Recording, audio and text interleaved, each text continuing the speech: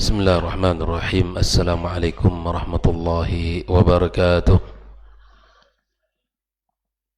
Alhamdulillahi rabbil alamin, wassalatu wassalamu ala ashrafil mursalin wa ala alihi wa ashabihi ajma'in.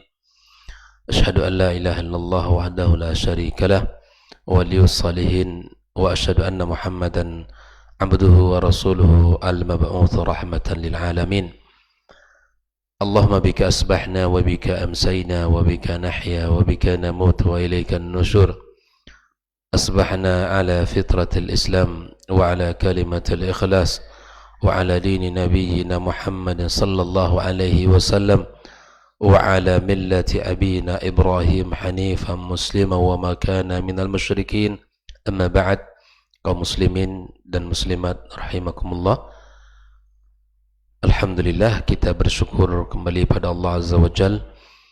Pagi yang berkah ini kita masih diberikan kemudahan oleh Allah Subhanahu wa taala, kesehatan untuk bisa datang ke rumahnya, melaksanakan kewajiban kita sebagai hambanya.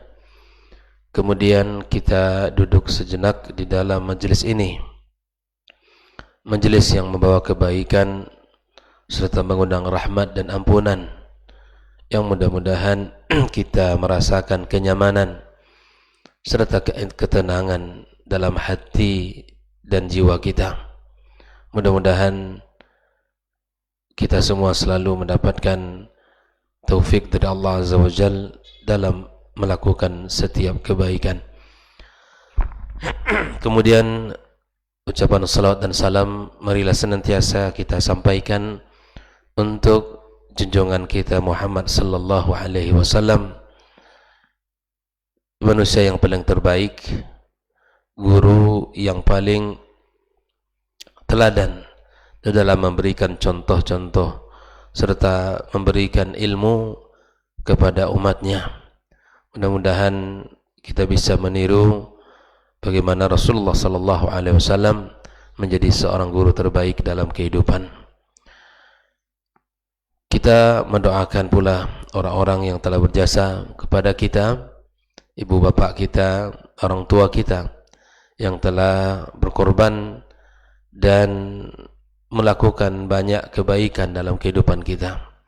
Semoga Allah Subhanahu wa taala ampuni dosa-dosa mereka dan Allah tinggikan derajat di sisinya. Kemudian untuk para guru kita, para murabbi kita yang telah mengajarkan ilmu kepada kita, mudah-mudahan Allah Subhanahu wa taala berkahi hidupnya dan keluarganya serta keturunannya, dan Allah jadikan kebaikan yang tidak pernah terputus kepada mereka dari ilmu yang mereka sampaikan dan mereka ajarkan. Kembali kita bersama kitab Ad-Durus Al-Muhimmah li'ammatil ummah li samahati Syekh bin Baz rahimallahu ta'ala. Masih dalam pembahasan rukun Islam yang keempat, yaitu tentang puasa Ramadan. Dalam pembahasan pagi ini kita akan sampaikan tentang bentuk-bentuk puasa selain daripada puasa Ramadan, yang disebut dengan puasa as-sunnah atau siyam at-tatawwu'. Allah Subhanahu wa taala mewajibkan kepada kita puasa Ramadan, dan begitu juga Allah Subhanahu wa taala telah menetapkan melalui lisan Rasulullah sallallahu alaihi wasallam bahwa kita ada siyam as-sunnah atau siyam at-tatawwu' yang juga memiliki keutamaan, memiliki fadilah yang mesti kita jaga dalam kehidupan kita. Sebagaimana salat-salat di dalam kehidupan kita, ada salat wajib, ada salat sunnah. Dan kita tahu bahwa fungsi salat sunnah itu adalah menyempurnakan salat wajib. Begitu juga dengan puasa as-sunnah, liyakuna mukammilan li siyamil fariḍah. Dia juga berfungsi sebagai penyempurna terhadap puasa wajib. Mari kita lihat apa saja yang menjadi puasa sunnah di dalam syariat kita. Yang pertama adalah siyamul itsnaini wal khamis, puasa sunnah hari Senin dan Kamis. Hal ini disampaikan oleh Rasulullah sallallahu alaihi wasallam melalui Aisyah radhiyallahu ta'ala anha. Dia berkata, kana Rasulullah sallallahu alaihi wasallam yataharra saumal itsnaini wal khamis. Aisyah menceritakan bahwa Nabi sallallahu alaihi wasallam betul-betul menjaga puasa Senin dan Kamis. Hadis riwayat At-Tirmidzi. Nah, seorang muslim ya, dia harus berusaha untuk menjaga ya, hari-hari ini sebagai hari-hari yang digunakan untuk melaksanakan siyamus sunnah, siyam as-sunnah. Inilah puasa sunnah yang pertama.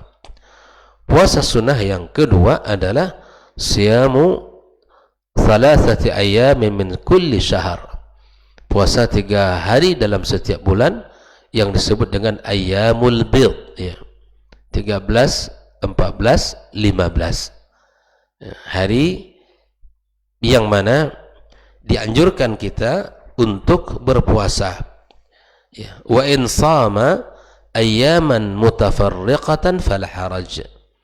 Dari Mu'adz fa'an Mu'adza annaha sa'alat Aisyah radhiyallahu ta'ala anha akana Rasulullah sallallahu alaihi wasallam yasumu kulla syahrin 3 ayyam, qalat na'am. Apakah Nabi itu, Aisyah pernah ditanya, apakah Nabi itu berpuasa 3 hari dalam sebulan? Maksudnya adalah di hari ayyamul bid ini. Qalat na'am, Aisyah berkata iya. Faqalat min ayyi syahri kana yasum, bulan apa saja dia puasa? Qalat lam yakun yubali min ayyi syahri yasum, artinya bulan apa saja selain bulan Ramadan. Berarti ada 11 bulan ya kan, 11 bulan yang di mana Rasulullah SAW berpuasa, dan ini merupakan amalan yang luar biasa.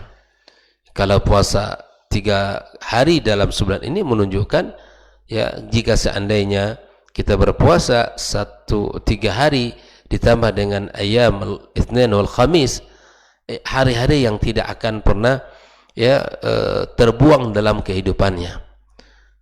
Pada hadis yang sudah kita sebutkan pagi kemarin tentang keutamaan puasa sunnah secara umum, puasa man sama yauman lillahi, barang siapa yang puasa 1 hari karena Allah, ba'adallahu an wajhihi ba'adallahu anin nari 70 kharifah, Allah akan menjauhkan wajahnya dari api neraka selama 70 tahun.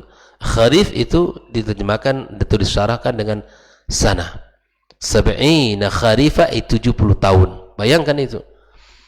1 hari ya, di hari kiamat, jadi hitungan akhirat 1000 tahun di kita. 1 hari. Bayangkan 70 tahun Allah jauhkan.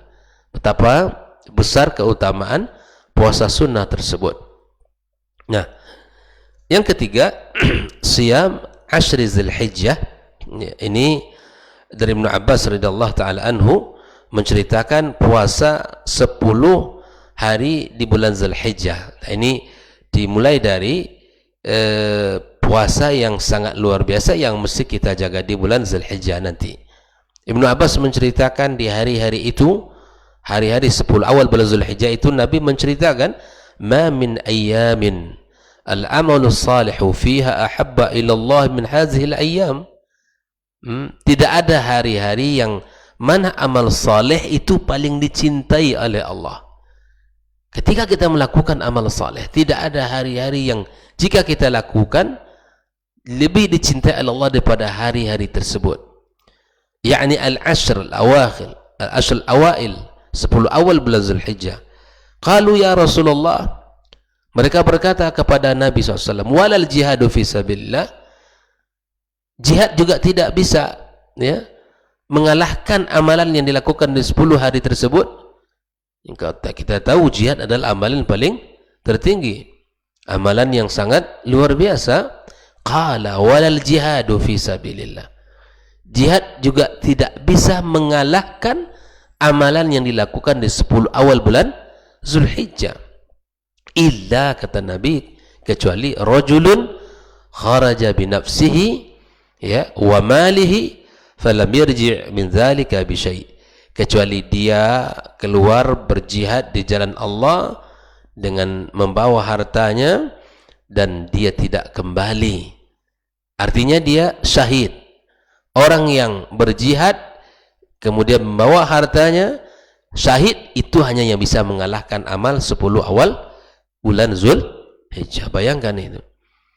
Kita, subhanallah, ini adalah karunia Allah Azza wa Jalla. Ini adalah nikmat yang Allah berikan kepada umat ini, ya, kesempatan beramal, dan jika sudah beramal pun Allah lipat gandakan.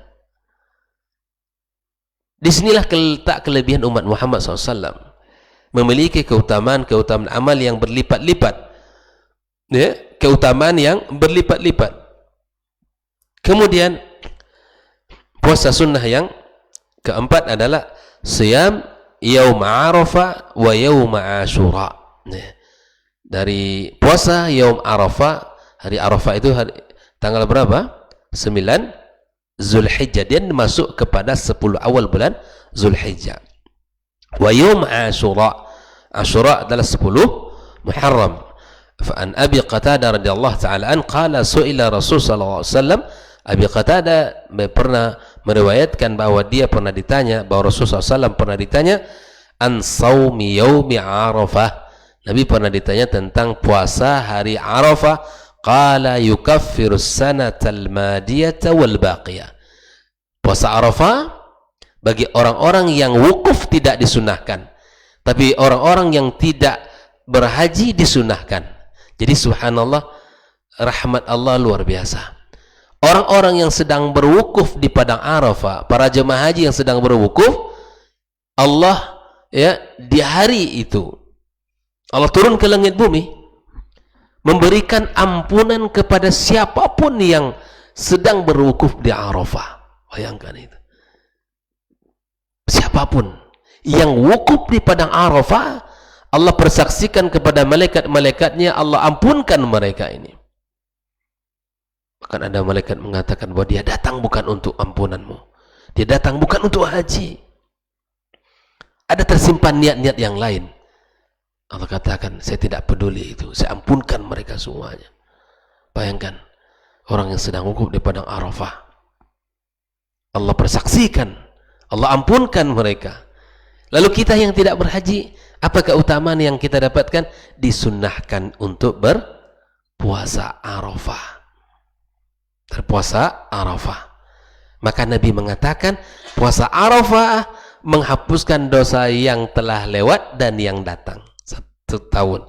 Yang lewat setahun, yang datang setahun. Bayangkan itu, 2 tahun kita dapat.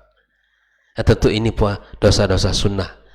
Apabila yang bisa dihapuskan, atau dosa-dosa yang dosa-dosa kecil, bukan dosa-dosa besar yang seperti kesyirikan dan lain sebagainya.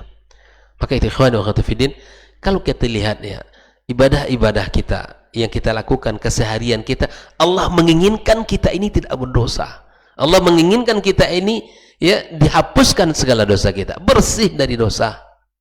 Gitu kan? Wa su'ila an siyam yaum Ashura, hari Ashura, qala yukaffiru sanatal madiyah. Allah ampunkan dosa 1 tahun yang lewat. Rawahu Muslim. Jadi musim berganti musim, ya, hari berganti hari, itu ibadah, ada ibadah-ibadah yang subhanallah Allah menginginkan dari kita, dari ibadah tersebut, jika kita lakukan, Allah hapuskan dosa-dosa kita. Ya. Kalau kita melihat ini kan ada Senin, ada Kamis, ada Ayyamul Bid. Kemudian itu berlaku setiap bulan. Kemudian nanti ada 10 awal bulan Zulhijjah, ada 9 Arafah, ya, puasa Arafah pada tanggal 9 Zulhijjah, pada awal tahun Ashura. Begitu juga dengan hari-hari kita. Misalnya al-jum'atu ilal jum'ah, satu Jumat ke Jumat berikut. Misalnya kafaratul lima bainahuma, as-salawatul khams, ya, antara salat 5 waktu subuh dengan zuhur. Mungkin kita beraktivitas, ada salah, ada khilaf, ada dosa. Salat kita subuh berjamaah, kemudian kita wudhu lagi nanti untuk salat di waktu zuhur, ya. Kemudian antara zuhur dan asar barangkali ada dosa pula kita lakukan, dari dosa mata, dosa lisan dan lain sebagainya. Asar ke maghrib ada lagi dosa kita lakukan, kembali kita salat, wudhu, ya. Dengan wudhu itu subhanallah Nabi mengatakan apa? Nabi mengatakan bahwa akan keluar dosa-dosa kita sampai dari, ya, tetesan terakhir air wudhu kita. Allah sebenarnya menginginkan kita ini, ya, menjadi orang-orang yang bersih dari dosa. Kalau kita taat kepada Allah, kita jalankan syariat Allah Azza wa Jalla, maka kita akan menjadi orang yang dicintai Allah Azza wa Jalla, orang yang bersih dari dosa, orang yang dihapuskan dosa-dosanya oleh Allah Subhanahu wa taala. Ikhwani wa akhwati fiddin, ini penting untuk kita renungi bersama agar hari-hari kita yang kita lewati semuanya ya bernilai ibadah dan kebaikan di sisi Allah Subhanahu wa taala. Ikhwani wa akhwati fiddin. Wa yustahabbu liman shama yaum Asyura, terkait puasa Asyura, ayasuma yaum Tasu'a. Tasu'a wa huwa tasi' awal 11 mukhalifat lil yahud. Terkait dengan puasa Asyura, ini kan bukan hanya pada tanggal 10 saja, tapi kita mulai satu hari sebelumnya, 9, ya, dan 10-nya. Ini mukhalafatan lil yahud, untuk menyelisih daripada orang Yahudi yang mereka agungkan pada tanggal 10 Zulhijjah atau 10 Muharram saja. Tapi Nabi mengatakan antasuma yaum qablahu au ba'dah. Jadi bisa kita berpuasa pada tanggal 9, 10 atau 11 daripada bulan Muharram tersebut.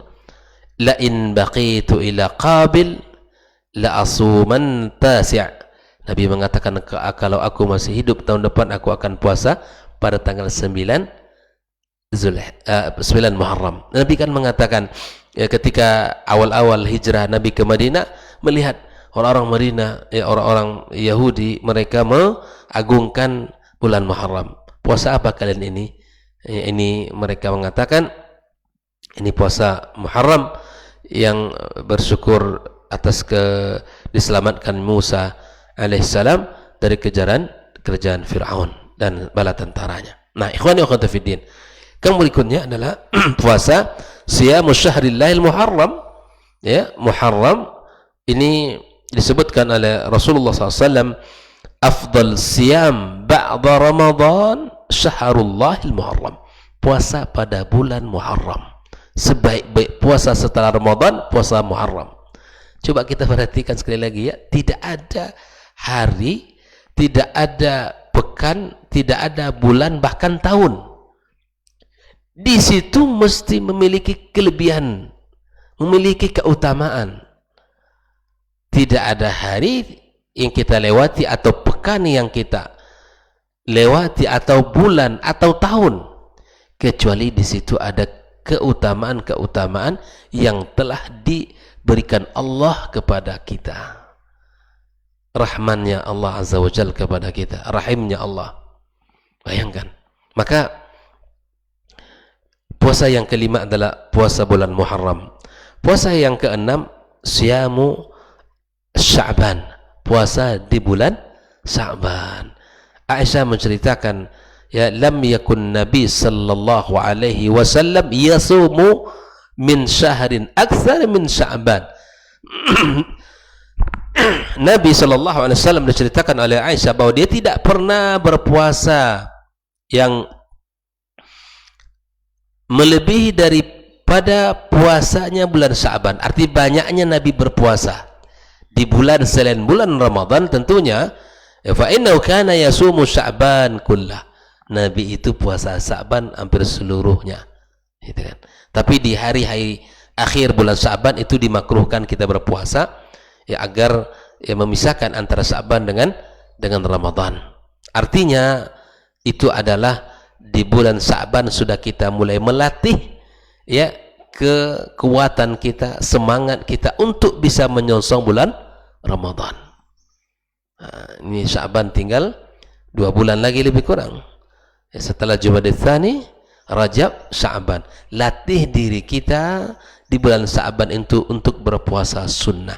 Makanya kalau ada orang yang masuk Ramadan baru dia berpuasa di hari itu, Sya'ban tidak berpuasa, Senin Kamis tidak pernah puasa, Ayyamul Bid tidak pernah puasa, bulan Muharram tidak berpuasa, Asyra Zulhijjah tidak puasa, misalnya hanya Ramadan tok puasanya, maka sudah barang tentu ya kita melihat hari itu pasti berhenti semua aktivitas, loyo badan kita, nggak ada kekuatan kita, karena di hari itu kita, di hari yang mulia itu kita baru memulai. Makanya kata para ulama, puasa di bulan Sya'ban dengan menyongsong bulan Ramadan itu ibarat salat sunnah sebelum salat wajib. Kalau kita salat sunnah terlebih dahulu sebelum salat wajib, itu ad'a lil khusyuk, lebih akan lebih mudah kita untuk khusyuk salat wajibnya apabila kita dahulu salat sunnah. Ibarat orang bertanding hari ini, di hari itu baru dia pasang sepatu, tidak ada pemanasan, tidak ada latihan, selama setahun tidak ada latihan, tidak ada pemanasan pula, langsung masuk, pasang sepatu, nendang bola, lari, bisa pingsan. Maka wajar kalau di bulan Ramadan orang paling yang utama dicarinya tidur, istirahat, apalagi masuk sampai pula kepada dirinya tidurnya orang berpuasa ibadah. Itu hadisnya hadis dhaif ya, hadis maudhu bahkan. Padahal puasa bulan Ramadan itu bulan di mana kita fastabiqul khairat, bulan yang harus meningkat kualitas ibadah, kuantitas ibadah kita, bukan malah menurun. Apa sebab menurun? Itu tadi, karena di bulan yang puncak itu dia baru mulai bersiap-siap diri. Makanya dalam ungkapan para ulama, ya Rajab bulan di mana kita ya menyiangi, bulan Sya'ban di mana bulan kita menyirami tanaman kita, bulan Ramadan bulan kita setelah siangi, kemudian kita tanami, kita sirami, tentu setelah itu apa lagi? Bulan kita panen. Bagaimana kita mau panen? Hari itu juga kita siangi, hari itu juga kita sirami, kapan kita panennya?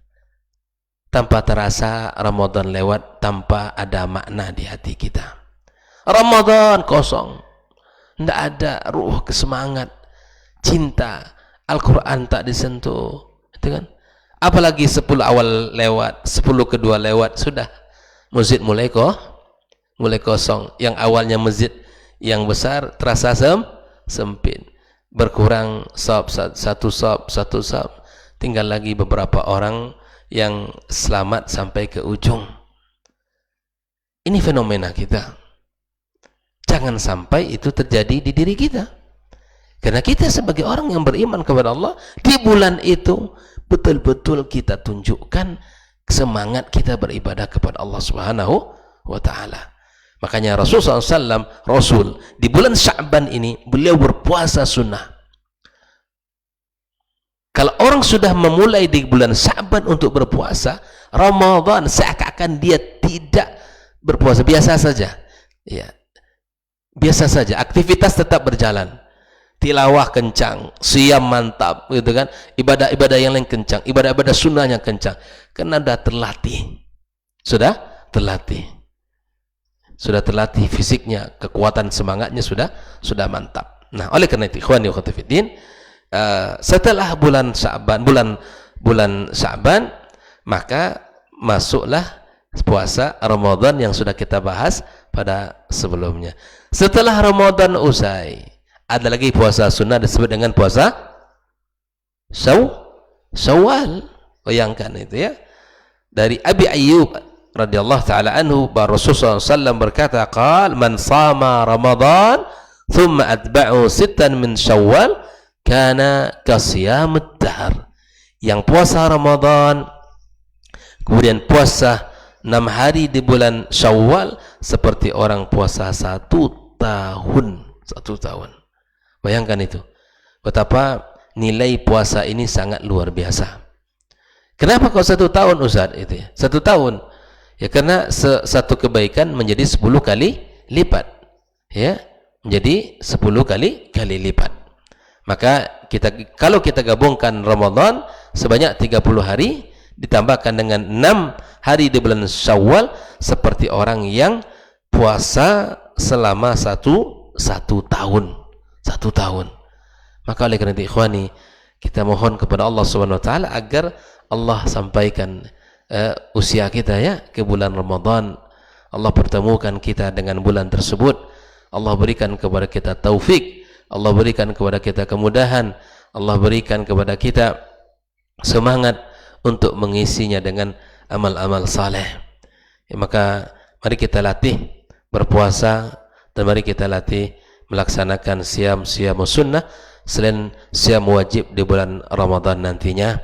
Kita mulai dari sekarang, kita latih untuk berpuasa dan untuk menjalankan hari-hari kita dengan as-siyam. Sekali lagi, puasa itu adalah salah satu ya syariat yang tetap Allah wajibkan pada setiap umat sebelum kita sampai umat Muhammad. Di puasa adalah syariat yang Allah wajibkan pada setiap umat sebelum kita. Seperti mana Allah katakan, ya ayyuhalladzina amanu kutiba alaikumus siyamu kama kutiba alal ladzina min qablikum. Itu puasa wajib. Puasa sunnah adalah puasa yang Allah berikan pintu-pintu kebaikan itu sangat banyak dalam Islam. Pintu-pintu kebaikan itu beragam. Pintu-pintu amal saleh itu sangat banyak pilihannya, dan semua itu berkualitas, dan semua itu adalah mudah dan ringan bagi orang yang Allah mudahkan, dan berat tentu bagi orang yang tidak dibukakan taufik baginya. Kita berharapkan Allah SWT, kita dimudahkan Allah di dalam menjalankan ibadah-ibadah sunnah, dan khususnya puasa sunnah. Barangkali ini yang bisa kita bahas pada kesempatan ini.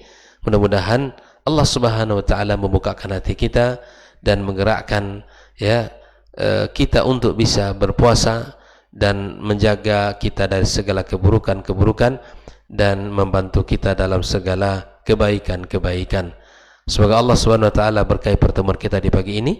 Allah kumpulkan kita di surganya sebagaimana Allah kumpulkan kita di tempat yang mulia ini. Wa sallallahu ala nabiyyina Muhammadin wa sallam. Wa subhanakallahumma wa bihamdika asyhadu an la ilaha illa anta astaghfiruka wa atubu ilaik. Wassalamu alaikum warahmatullahi wabarakatuh.